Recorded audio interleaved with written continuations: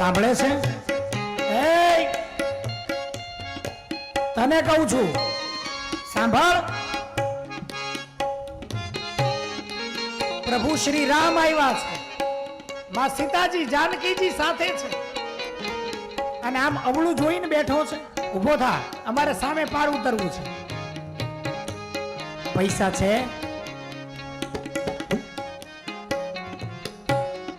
લક્ષ્મણજીએ રામજીની સામું જોયું. રામજી કે મારી સામું શું જોવે? જવાબ દે. ના પાડું છું, કહું છું ટાઢો રે ટાઢો. આ ગરમ થઈને તે કામ બગાડી નાખ્યું, હવે મારે લાંબુ થશે.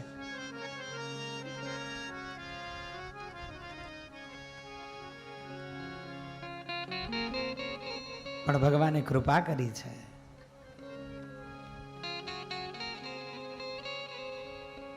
सुनो, हमें उस पार जाना है, लेकिन देने के लिए कुछ है नहीं. अगर तुम हमें उस पार ले जाओ तो आपकी बड़ी कृपा. મને કઈ વાંધો નથી, પણ આ ભાઈને કહી દો આગા જતા રહે.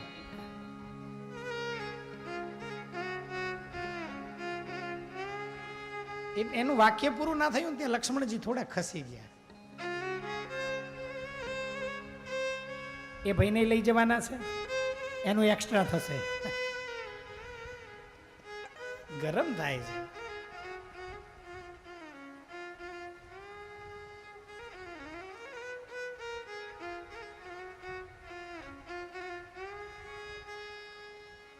આનંદ હો.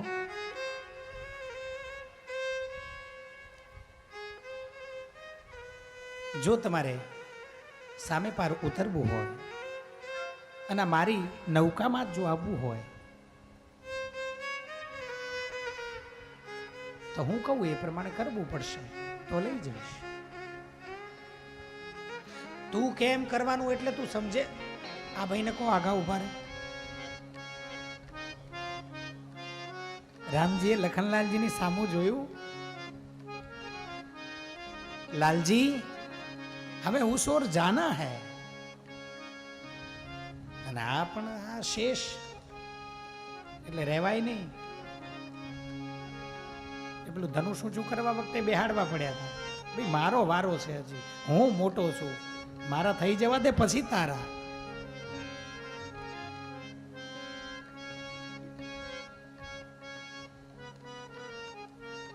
મારી આ નાવડી એ જૂની છે, પણ હું આને બહુ ચોખ્ખી રાખું છું. એટલે એને સાફ કરવાનું કપડું હું ઘરે ભૂલી ગયો છું, હું લઈને આવું છું. થોડી વાર ઉભા રહો, મારું ઘર સામે જ છે. અને આને ભગવાનની પૂજાની તૈયારીઓ કરી લીધી. પોતાની પત્નીને, કારણ કે સજોડે થાય ને, પોતાની પત્નીને સાથે લઈને આવ્યો છે. छोटी कथरटी, तास આવ્યા. ગંગાજળ તો હતું જ, અને બાજુમાં બીજી એક બોટ જે ઊંધી પડી હતી. બિરાજો આની ઉપર. આની ઉપર બેસવાનું છે, તમને ના પાડીને બોલવાની.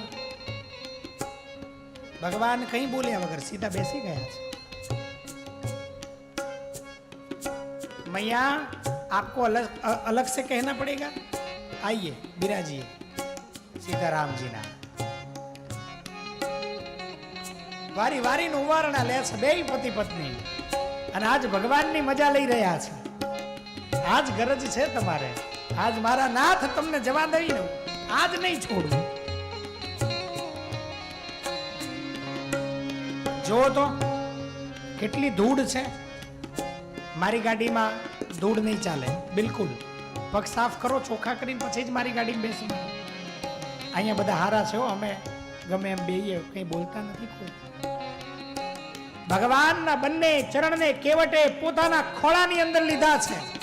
એની પત્નીને કહે છે જોઈ શું રહી છું, કપડું લાવી છું? ના, સાડીનો છેડો ઘર સાફ કર પગ.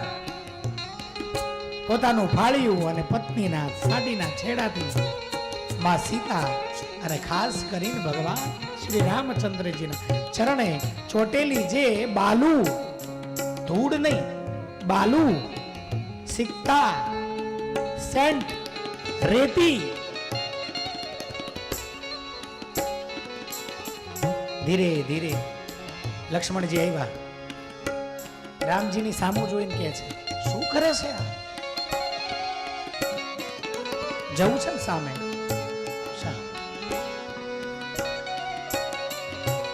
સાફ થઈ ગયા ભાઈ, ચોખ્ખા થઈ ગયા છે પગ. હવે તમને ના ખબર પડે, થોડી કે ધૂળ રહી જાય, મારી નાવડી બગડે. મેં તમને પહેલા જ કીધું હતું કે હું કહું એવી રીતે કરવું હોય તો આમાં બેસાડીશ, નહીતર જાઓ બીજો શોધી લો કોઈ નાવડી વાળો, મારે નથી કરવું. એમ કરીને ભગવાનના પગ લઈને નીચે મૂકી દીધા.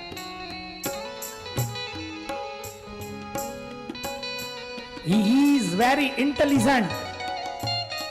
સાહેબ એને પગ નીચે મૂકી દીધા હાથે કરીને, એટલે વળી પાછી રેતી ચોટી પગમાં, વળી પાછા. રામજી કહે છે ના ના, અમારે તારી જ નાવડીમાં. એમ તો હવે બોલતા નહીં, વળી પાછા રામજીના પગને ખોળામાં પધરાવ્યા છે. સામું શું જોવે છે? લૂછવા માંડ. બે જણા વળી પાછા રામજીના ચરણમાં ધૂળ ઉતારવા માંડ્યા છે.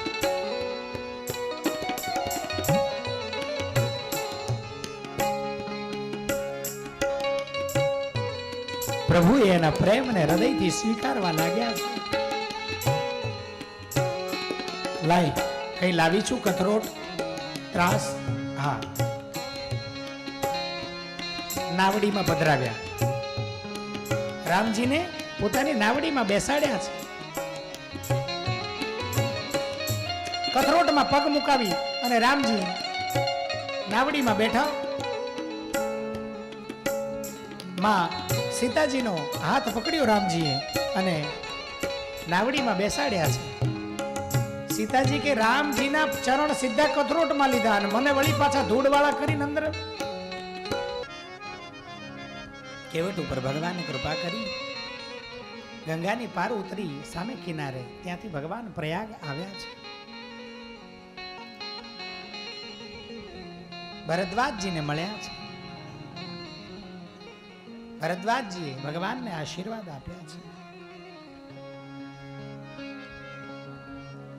યમુનાના તીર ઉપર ત્યાંના નિવાસીઓનો ભગવાનની ઉપર પ્રેમ, ભગવાનની નીર અતિશય કરુણા અને કૃપા. અને પછી આગળ તાપસ પ્રકરણ શરૂ થાય છે. ભગવાન શ્રી રામચંદ્રજી વાલ્મીકીજીને મળે છે અને ઘણો બધો સંવાદ થાય છે. પોતાની ઘણી બધી વાતો ભગવાન પોતાના જીવનની વાલ્મીકીજીને જણાવે છે. અને આ બાજુ સુમંત અયોધ્યા પહોંચે છે. દશરથજીની સાથે વાત થાય છે. સુમંતે ઈશારામાં ના પાડી છે અને ત્યાં રામ કહેતા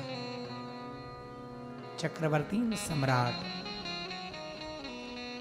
મહારાજ દશરથ ભગવત શરણ પામે છે.